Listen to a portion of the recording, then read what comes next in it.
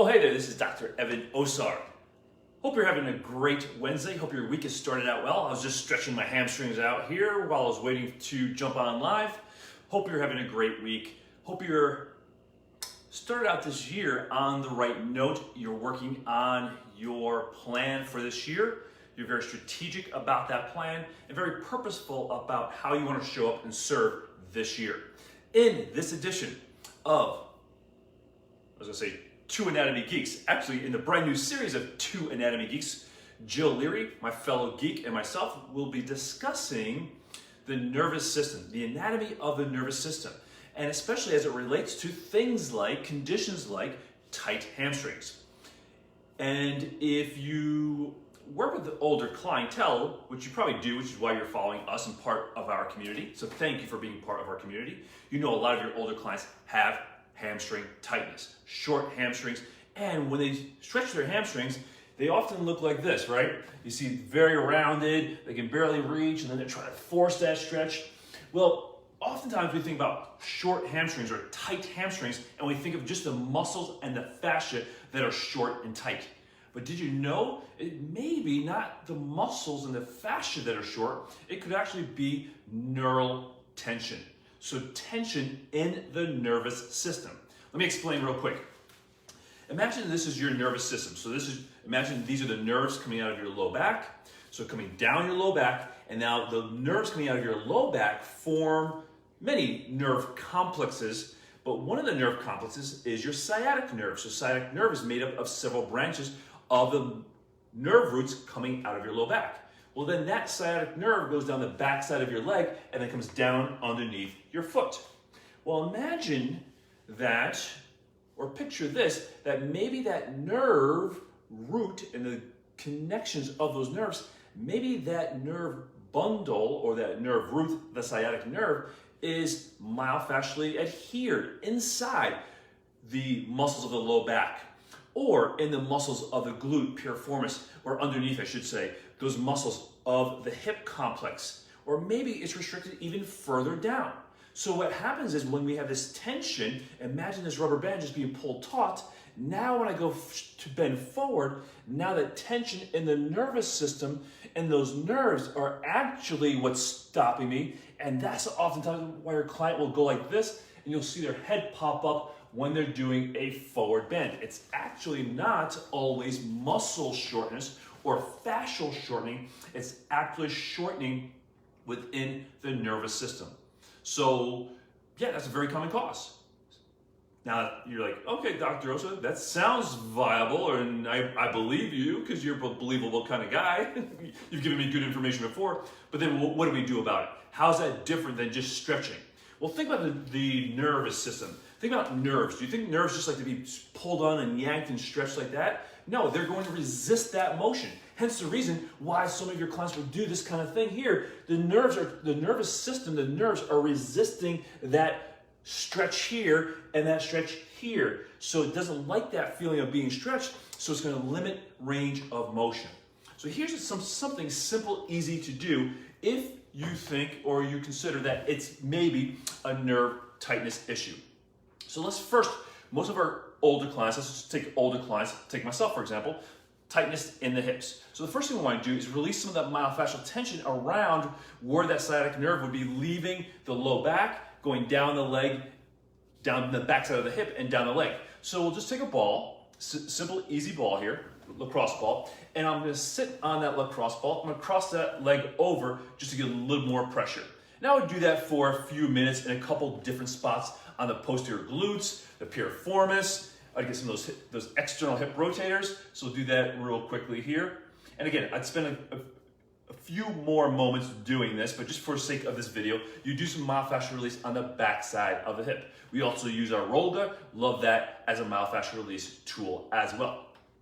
Now, the next piece of it is to create some optimal lengthening. So what we want to do is I'm going to have my client sit at the edge of a chair. Now this chair is going to slide on this hardwood floor. So I'm going to not do this as, make sure it's back up to something. So I back it up to the wall. So I'll do it from here, this direction first.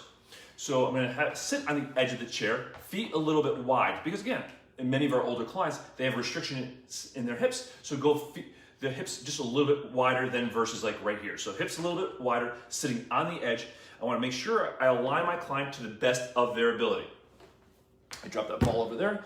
So have a seat, hips wide, sitting on the sit bones. Hands go upon the pelvis. Now I'm going to breathe in several times, getting the breath to come down low towards the pelvis. So a few breaths. I would probably do a couple sets of 3 to 5 breaths, because again, a lot of the tension in the low back and even through the nervous system is also because the client's not breathing down that direction. Because the breathing, what it does is create decompression of the low back. So do your myofascial release on the backside of the hips, then do your breathing down towards the pelvic floor. Expand and breathe down towards the pelvic floor. Next, then we're going to do our hip hinge. And here's how it looks in the seated position. We're going to breathe in, and then as we breathe out, hinge forward. Another reason why we have the hips wide is so that we can have motion to actually hinge the hips. So that way, if you notice, my knees are bent, so that way I'm shortening the nerves as I move behind the knee. And then I'm also keeping the spine relatively straight. So I'm lengthening the nerves up here, or sliding that nerve through the backside of the hip while it's staying short in the lower leg. So from the side, again, it'll slide, the chair will slide here on the floor a bit, but you get a sense of I'm hinging, it's short here behind my knees, so it's not on a lot of tension, and then I just hinge to start to mobilize the nerves as they travel around and through the backside of the hip. Then I would just want to get a bit more specific. So I'll do maybe a set of 10 of those, making sure we're getting pure hip hinging.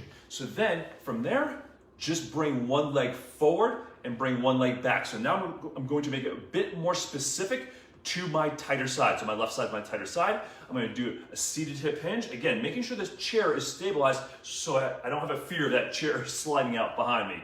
Ask me how I've learned that. every lesson I learn, I learn because it's happened to me. And again, I'm doing my hip hinge, making sure that I'm maintaining alignment of my low back, alignment of my cylinder, that thoraco-pelvic cylinder, and I'm creating pure hip hinging. So from the side, it looks like that, or like this, I should say. So here, again, chair will slide so I can't go too far, hinging, getting a stretch through the backside of my hip, through my hamstring, but I'm really trying to mobilize that nerve and the backside of my leg as it exits the low back, runs down the backside of my leg, and then come back up. Now, obviously, you can do this in a standing position as well, and we would progress our clients to the standing position as well. Now, as I stand up, this left hip feels so much looser, and if I didn't check my forward bending before, but if I did a forward bend now normally, I would never be able to touch the floor. I wouldn't be able to touch the floor, and now I can easily touch the floor. And that's the power of not stretching muscles, but actually mobilizing the nervous system within its fascial sheaths. The connections, or I should say the connections that the nerves run through as they run and traverse through your muscles and down to innervate the different muscles of the lower extremity as well as the upper extremity, as well as pretty much everywhere in our body.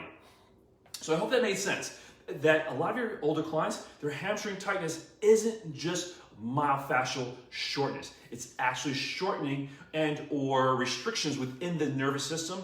I showed you a very simple, easy strategy, releasing myofascial restrictions around the hip just to create more space, and then do a very simple mobilization of a hip hinge. And then I just did more of a split stance or split version of that pattern to mobilize the nervous system, to give those nerves some mobility without just taking the nerves and stretching them from both ends. You don't want to stretch the nerve from both ends.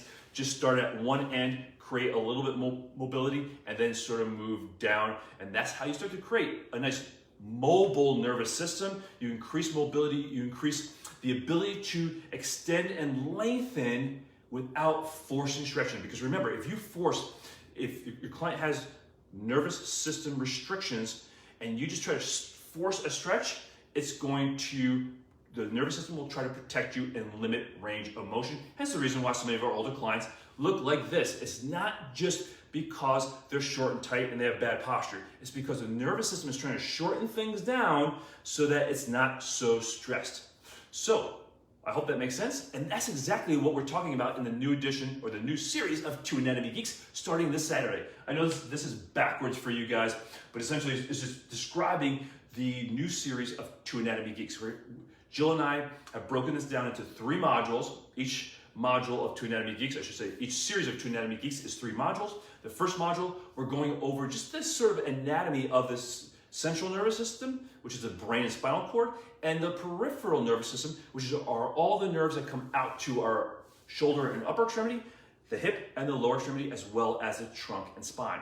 Then we'll break it down even further. We're going to focus on the muscles, I should say the nerves that innervate some of the key muscles of the lower extremity, and some of the issues that we often think are just tight muscles or weak muscles that are actually nerve-related issues. And then we'll share with you the best assessments, corrective exercises, and how to strengthen around a more optimal functioning nervous system. And then in module 3, we'll look at the nerves coming out of the neck, coming down to the shoulder, the scapula, as well as the upper extremity, to teach you that a lot of these scapular issues, the shoulder impingements, maybe even biceps issues, pain out here, a lot of that is just nerve-related issues. And then how do you address that as a fitness professional or health professional to help your clients address a lot of these underlying reasons why they have chronic tightness or discomfort and or weakness. So the link is next to this video wherever you're watching it.